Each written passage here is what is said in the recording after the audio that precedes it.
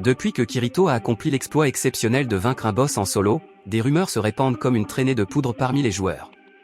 On raconte qu'il aurait terrassé l'ennemi en un instant grâce à un style de combat interdit et mystérieux, le maniement de 2 épées. Dès le matin, Kirito est harcelé par de nombreux marchands d'informations avides de détails. Contraint de se cacher dans une boutique d'objets rares pour échapper à l'agitation, il essuie même les moqueries de la forgeronne Lisbeth, qui lui reproche d'avoir attiré l'attention sur lui. C'est alors qu'Asuna surgit, visiblement paniquée, porteuse d'une nouvelle capable d'ébranler tout un crade. Le chef de la guilde la plus puissante du jeu, les Chevaliers du Serment de Sang, a lancé un duel en 1 contre 1 à Kirito. La raison est claire, il estime que Kirito a détourné leur vice-commandante, Asuna, de la guilde. Un pari est conclu, le vainqueur pourra décider de l'avenir d'Asuna, tandis que le perdant devra rejoindre les Chevaliers du Serment de Sang. Pour Asuna, Kirito accepte le défi sans la moindre hésitation.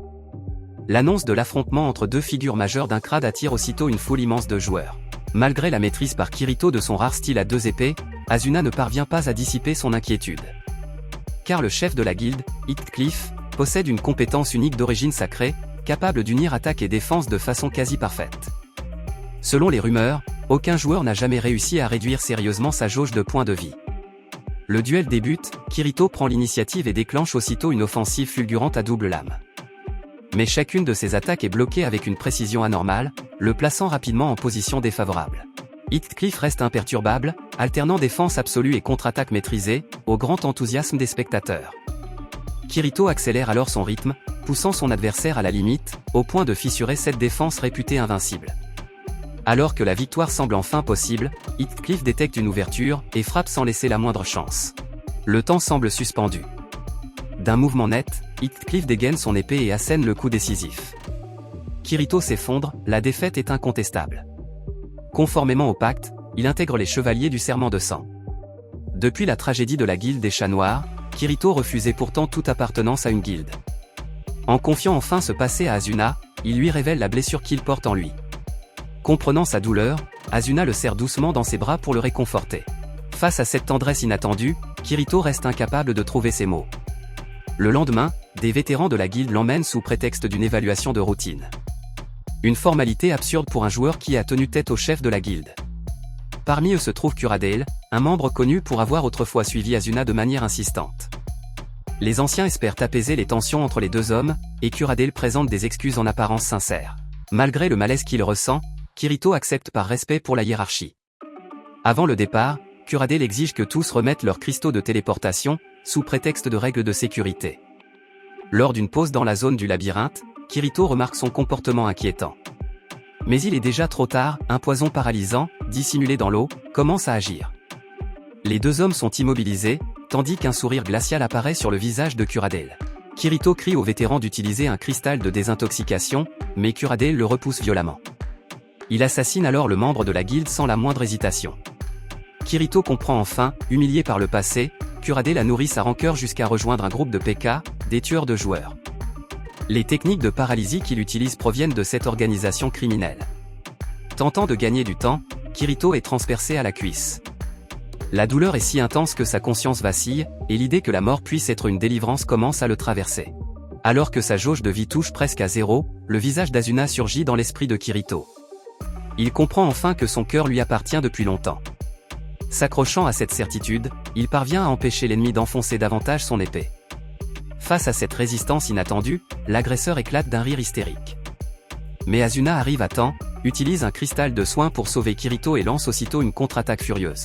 Acculé, l'ennemi tombe à genoux et implore la pitié. Asuna hésite une fraction de seconde. Profitant de cet instant, il tente une attaque sournoise. Mais Kirito, libéré de la paralysie, intervient à temps. Il concentre toute sa colère dans son poing et abat définitivement son adversaire. Après avoir frôlé la mort, Kirito et Asuna assument enfin clairement leurs sentiments. Avez-vous déjà vu un romantique aussi maladroit? Alors qu'Asuna, rougissante, se tient devant lui, Kirito déclare très sérieusement qu'il voulait simplement rester dîner ensemble. Honteuse et agacée, Asuna lui assène un coup. Cette fois, Kirito comprend, et répond enfin à ses sentiments. Face à la sincérité de Kirito, Asuna laisse couler ses larmes. Désireux de s'éloigner temporairement de la ligne de front, il décide de se retirer.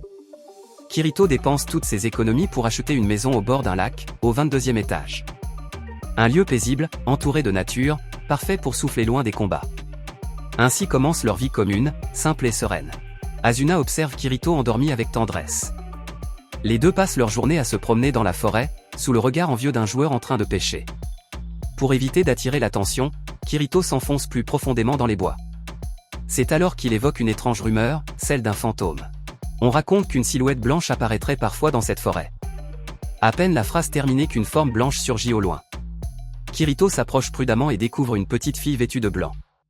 Fait troublant, elle n'a ni curseur de joueur, ni comportement d'un PNJ classique. La fillette est inconsciente. Touchée, Asuna l'emmène chez eux pour la soigner. Au réveil, elle ne se souvient que d'un seul nom. Elle appelle Kirito papa et Asuna maman, provoquant leur gêne. Peu à peu, ils vivent ensemble comme une véritable famille. Asuna décide d'aider la fillette à retrouver ses parents. Ils se rendent au village des débutants du premier étage, désormais contrôlé par une faction de l'armée. Sous prétexte de protection, ces joueurs abusent de leur autorité et maltraitent les plus faibles.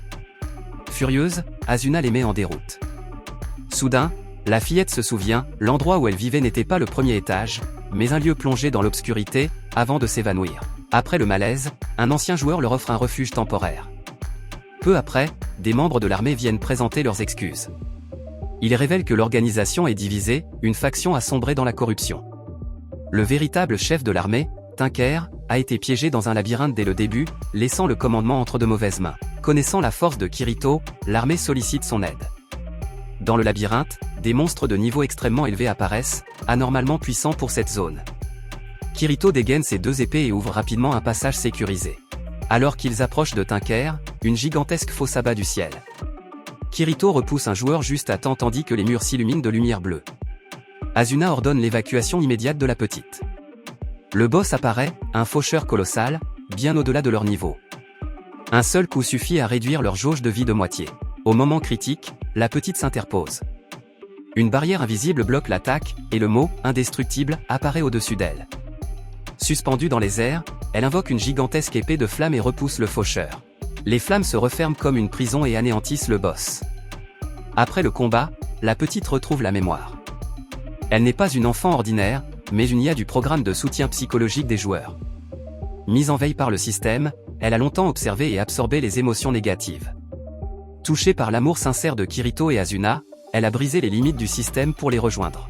Pour avoir utilisé des privilèges administrateurs, le système lance la suppression forcée de Wii. Asuna s'effondre en larmes.